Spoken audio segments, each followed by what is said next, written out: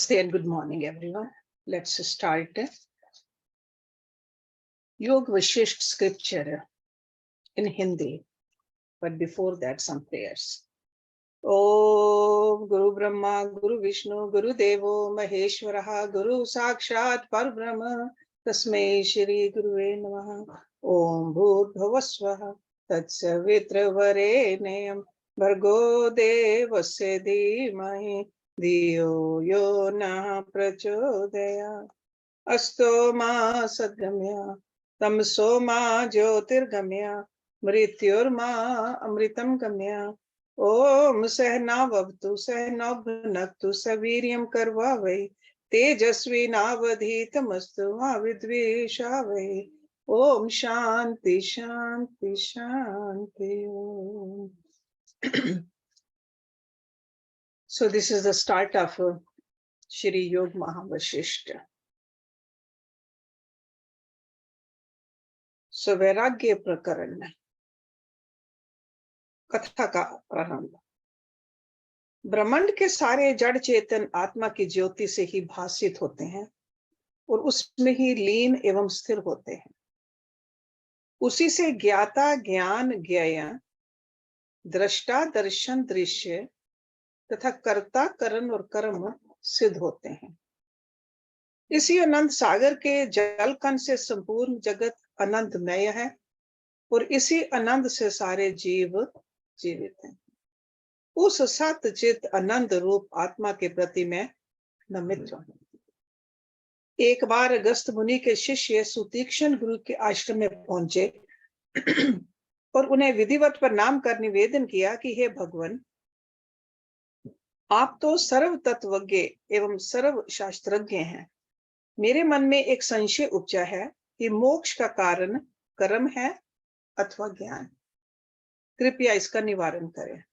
यह सुनकर अगस्त जी ने कहा, हे ब्रह्मण्य, ना तो केवल कर्म से मोक्ष प्राप्त हो सकता है और ना केवल ज्ञान से. मोक्ष की प्राप्ति के लिए कर्म और ज्ञान दोनों ही आवश्यक हैं. कर्म करने से अंतःकरण विमल होता है, परंतु उससे मोक्ष नहीं होता. इसी प्रकार शुद्ध अंतःकरण के बिना केवल ज्ञानवान होने से भी मुक्ति नहीं मिलती. दोनों के होने से ही मोक्ष की सिद्धि होती है. जैसे खग दोनों पंखों से ही आकाश में सुख से उड़ पाता है, वैसे ही कर्म और ज्ञान दोनों से मोक्ष की प्राप्ति संभव है. कर्म करने से अंतःकरण विमल होता है, फिर ज्ञान उत्पन्न होता है और तब जाकर मोक्ष प्राप्त होता है. अगस्त मुनि बोले, हे ब्रह्मण्य, इसी आशय का एक प्राचीन इतिहास है. मैं वह तुम्हें बताता हूं, ध्यान लगाकर सुनो. अग्निवेश का कारण नामक पुत्र ब्राह्मण गुरु के निकट जाकर षटअंगों सहित चारों वेदों का अध्ययन करके गृह लौटा और कर्म रहित होकर बैठ रहा, अर्थात संदेह करके निष्क्रिय हो बैठा. उसके पिता ने उसे कर्म से विरत हुए देखकर कहा, हे सुत, तुम कर्म क्यों नहीं करते? कर्म नहीं करने से सिद्धि कैसे प्राप्त होगी? तुम किस कारण से कर्म विमुख हो गए हो? इस पर कारण ने कहा, हे पिता, मुझको संशय उपजा है, इसलिए मैं कर्म से विरत हूं. उसने कहा, हे पूज्यवर, वेद में एक स्थान पर कहा गया है कि मनुष्य जब तक जीवित रहे तब तक अग्निहोत्र आदि कर्म करता रहे, और एक स्थान पर कहा गया है कि ना धन से मोक्ष साध्य है, ना कर्म से, और ना पुत्र आदि से मोक्ष प्राप्त होता है, ना केवल त्याग से ही. कारण ने कहा, इस प्रकार वास्तविक कर्तव्य क्या है? मुझको यही दुविधा है. अतः आप कृपा करके मेरा यह संशय दूर करें और बताएं कि कर्तव्य क्या है. अगस्त जी बोले, हे सुतीक्ष्ण, जब कारण ने पिता से ऐसा कहा तो अग्निवेश ने कहा, हे पुत्र, एक और कथा जो पहले हुई है उसको सुनकर हृदय में विचार करो, फिर जो तुम्हारी इच्छा हो वही करना. हे वत्स, सुरुचि नामधारी एक अप्सरा थी जो सभी अप्सराओं में परम सुंदरी थी. एक समय वह हिमालय पर्वत के भव्य शिखर पर बैठी हुई थी. जहां देवता और किन्नरगण जिनके हृदय कामना से तृप्त थे अप्सराओं के साथ क्रीड़ा करते थे। जहां से गंगा जी का पावन जल प्रवाह लहरें उठा रहा था, उसी शिखर पर बैठे हुए सुरुचि ने देखा कि इंद्र का एक दूत आकाश मार्ग से चला आ रहा है। जब वह निकट आया तब उसने कौतूहलवश उससे पूछा, हे देवदूत, तुम देवताओं में श्रेष्ठ हो, तुम कहां से आ रहे हो और कहां कहां जाओगे, कृपया बताओ। तब देवदूत बोला, हे सुभद्रे, अरिष्ट नेमी नामक एक धर्मात्मा राजऋषि ने अपने पुत्र को राज्य सौंपकर वैराग्य ले लिया और संपूर्ण विषयों की अभिलाषा त्याग कर वह गंधमादन पर्वत पर जाकर तपस्या करने लगा। मैं एक कार्य के निमित्त उसके पास गया था और अब सारा वृतांत निवेदन करने अपने स्वामी इंद्र के पास जा रहा हूँ। अप्सरा बोली, हे भगवान, वह वृतांत क्या है, मुझे भी बताओ। तुम मुझे अति प्रिय हो, इसीलिए पूछ रही हूँ। हे पुत्र, जब कोई जिज्ञासु महापुरुषों से प्रश्न करता है तो वे बिना किसी उद्वेग के उसके प्रश्न का उत्तर देते हैं। अब आगे सुनो। सुरुचि के प्रश्न के उत्तर में देवदूत बोला, हे भद्रे, मैं वृत्तांत विस्तार पूर्वक तुम्हें बताता हूँ, ध्यान पूर्वक सुनो।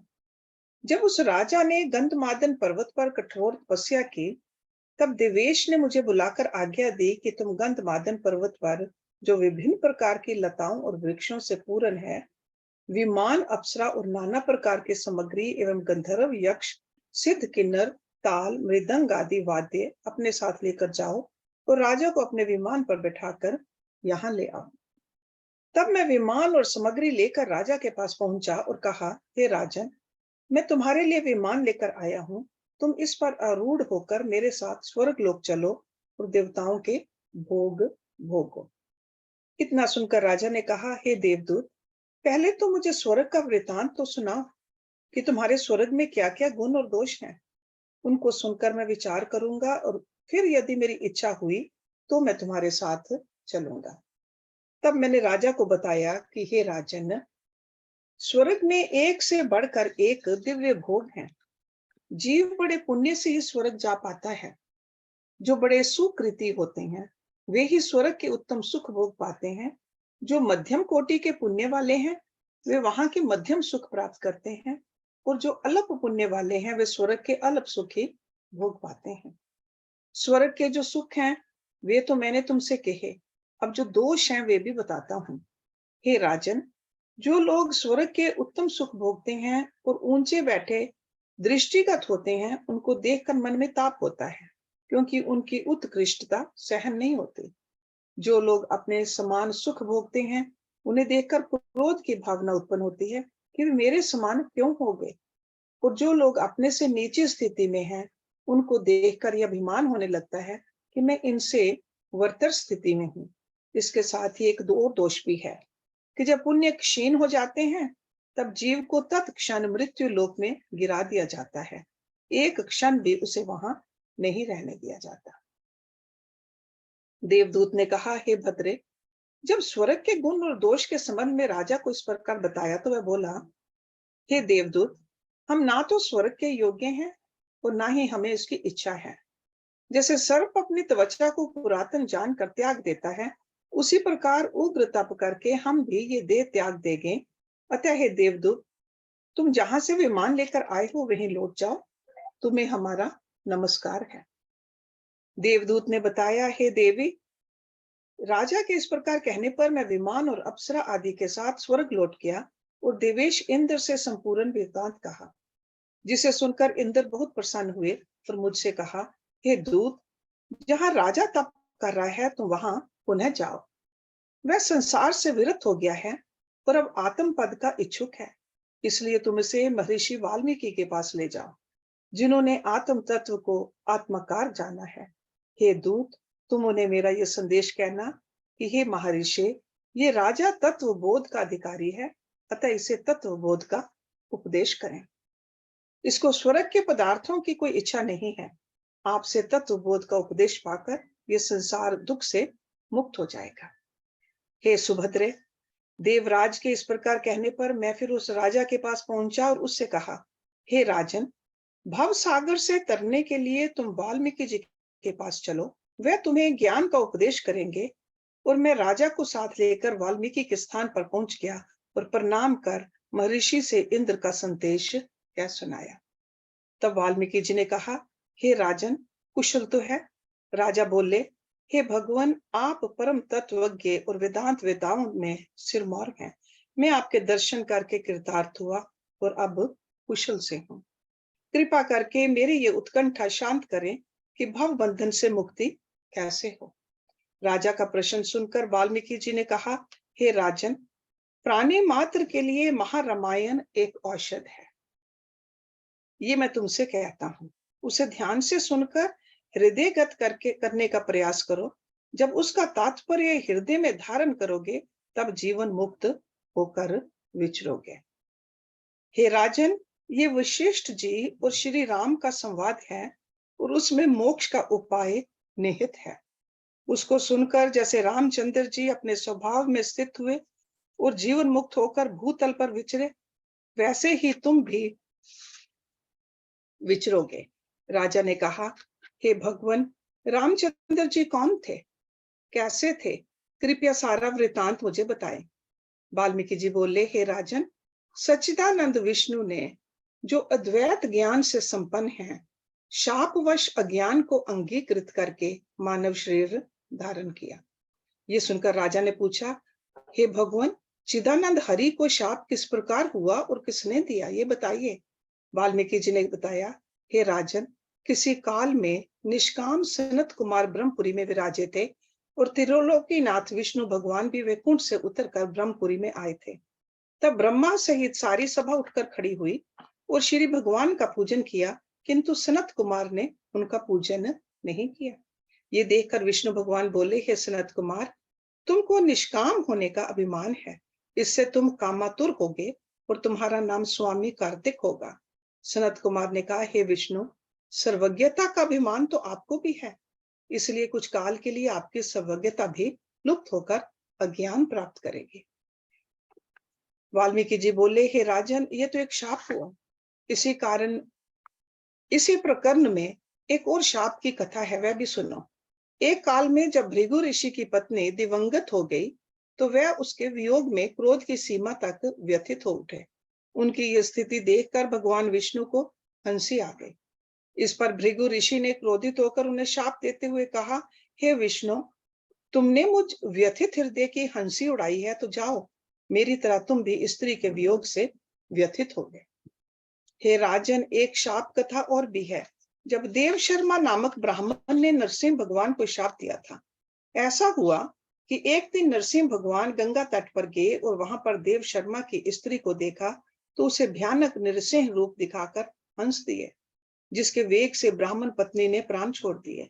तब देव शर्मा ने शाप दिया कि तुमने मुझे स्त्री का वियोग दिया है, अतः तुम्हें भी स्त्री का वियोग सहना पड़ेगा। हे राजन, सनत कुमार, भृगु और देव शर्मा के शापों से विष्णु भगवान त्रेता युग में मनुष्य का शरीर धारण करके राजा दशरथ के घर प्रकट हुए। हे राजन, आगे जो वृतांत हुआ, अब उसे ध्यान पूर्वक सुनो। अनुभवात्मक मेरी आत्मा, जो त्रिलोकी अर्थात स्वर्ग, मृत्यु और पाताल का प्रकाश करता और भीतर बाहर आत्मत्व से पूर्ण है, उस सर्वात्मा को नमस्कार है। हे राजन, ये शास्त्र जो आरंभ किया है, इसका विषय, प्रयोजन और संबंध क्या है और इसका अधिकारी कौन है, ये सुनो। ये शास्त्र सच्चिदानंद अचिंत्य चिन्ह मात्र आत्मा को बताने वाला विषय है।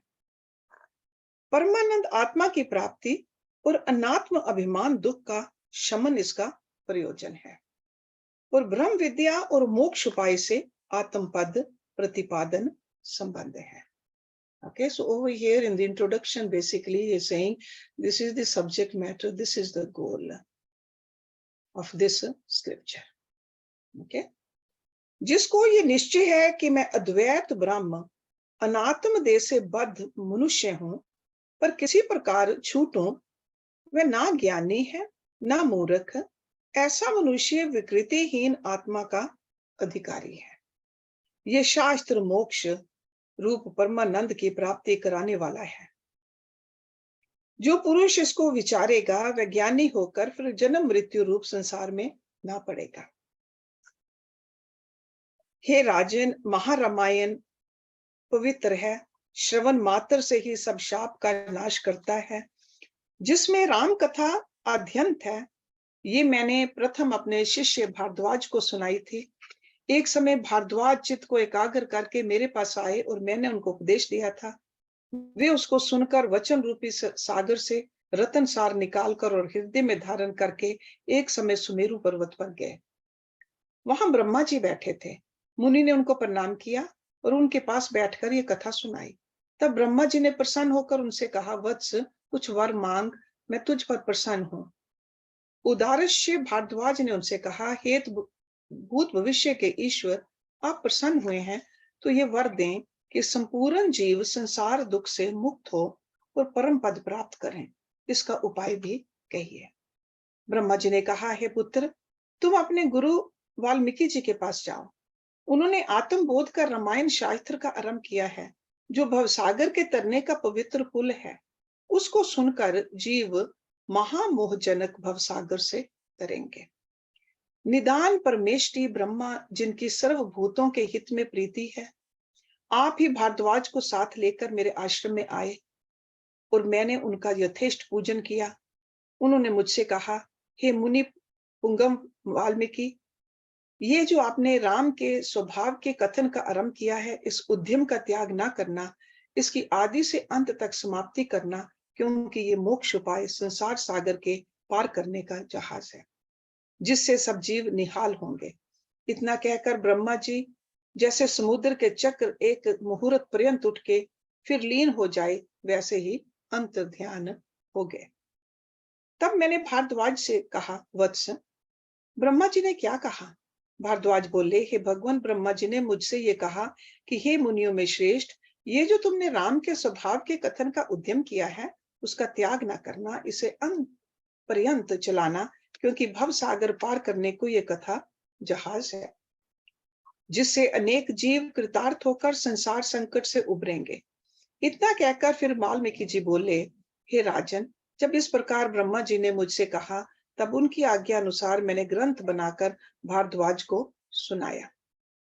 हे पुत्र, वशिष्ठ जी के उपदेश को पाकर फिर जिस प्रकार राम जी निशंक होकर विचरे हैं, वैसे ही तुम भी विचरो।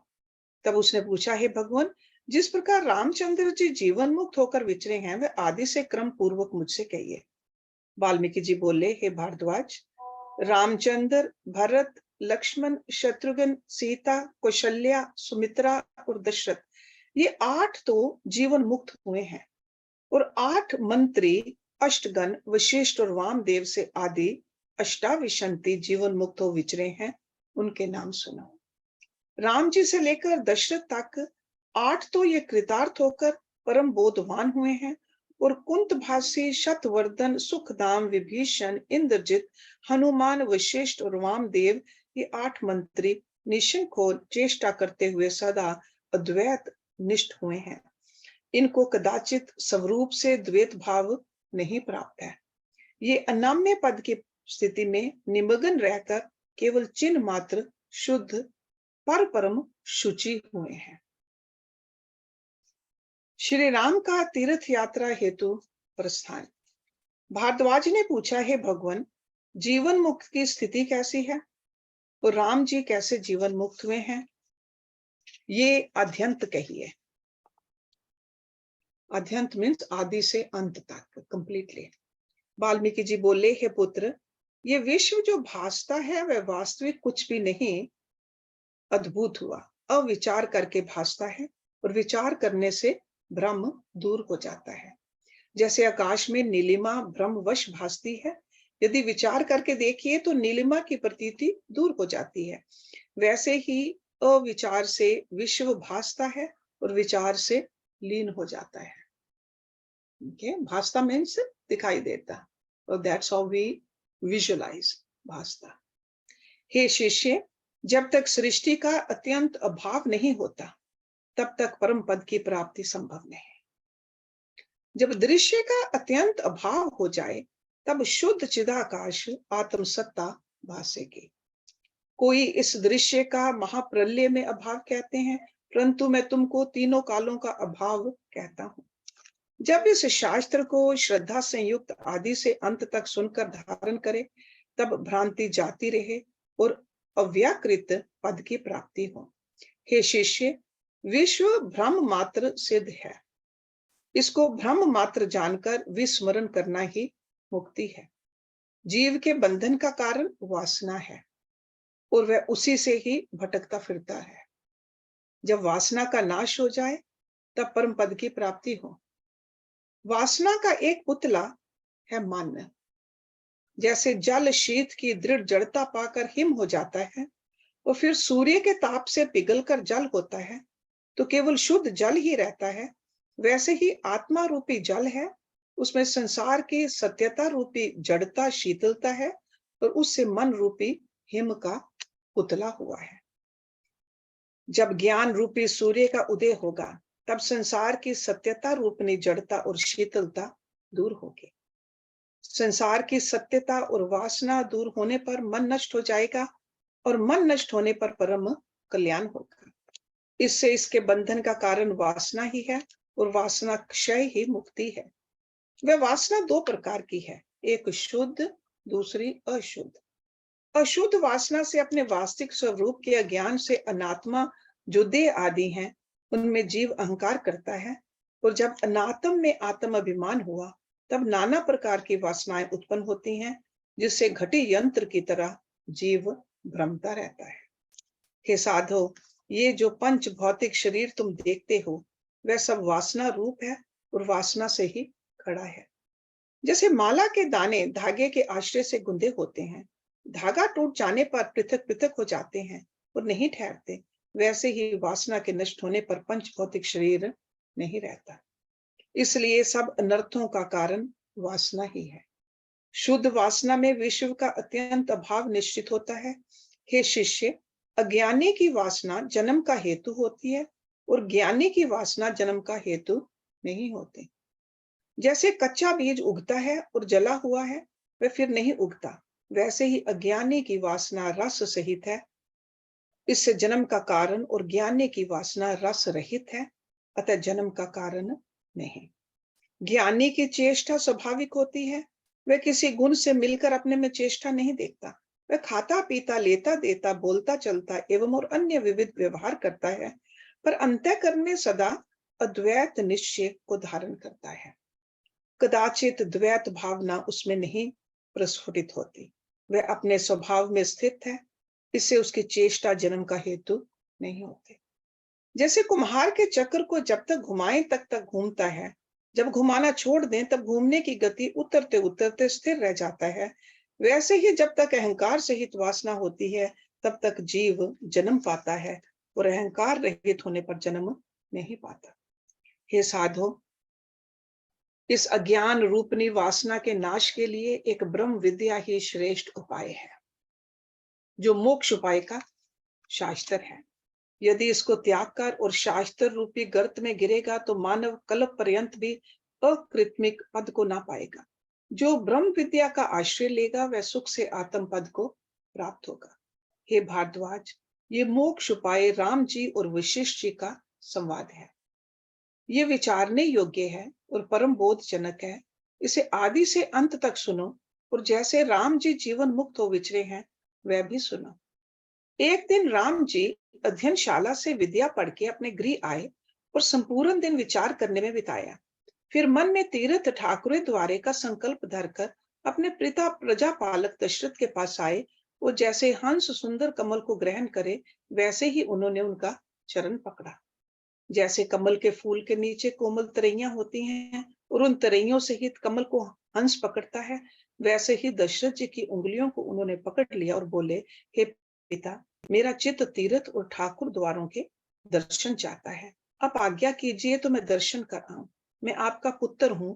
पहले मैंने कभी नहीं कहा, ये प्रार्थना अभी की है, इससे ये वचन मेरा माने, क्योंकि ऐसा त्रिलोक में कोई नहीं है कि जिसका मनोरथ इस घर से सिद्ध ना हुआ हो।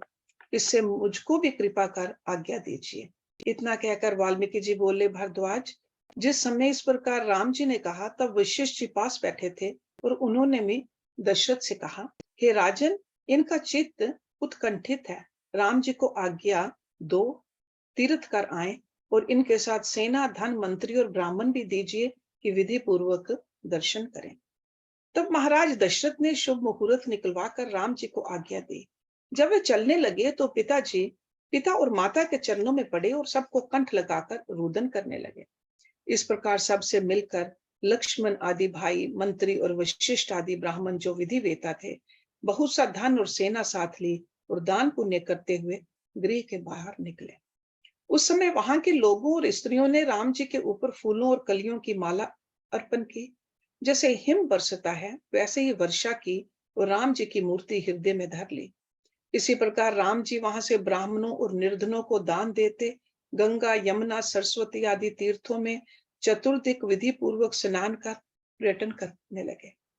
उत्तर, दक्षिण, पूर्व और पश्चिम में दान किया और समुद्र के चारों ओर स्नान किया। सुमेरु और हिमालय पर भी गए और शालग्राम, बद्री, केदार आदि में स्नान और दर्शन किए। ऐसे ही सब तीर्थ स्थान दान, तप, ध्यान और विधि से युक्त यात्रा करते करते एक वर्ष पूरा बिताकर अपने घर में लौट आए। So we're going to just read only for half an hour. So let's end it here and we will have question answers after this. Om Purnamada Purnamidam Purnat Purnamudachyate Purnasya Purnamadaya Purnameva Visheshyate. Om Shanti Shanti Shanti Om.